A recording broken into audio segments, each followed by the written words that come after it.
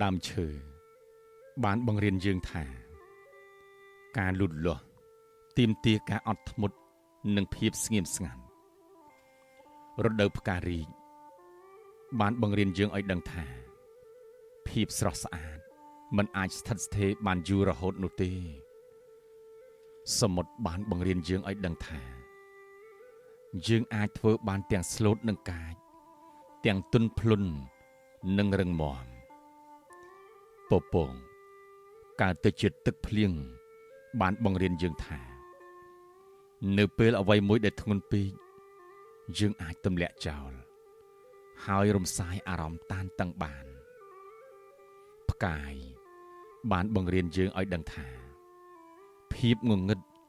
គឺចាំបាច់ណាស់ដើម្បីមើលឃើញពន្លឺព្រះអាទិត្យបានបង្រៀនយើងថា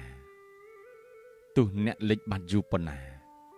ក៏អ្នកអាចរះឡើងវិញម្ដងទៀតបានដែរធម្មជាតិ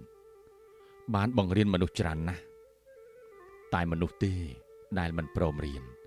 និងទទួលស្គាល់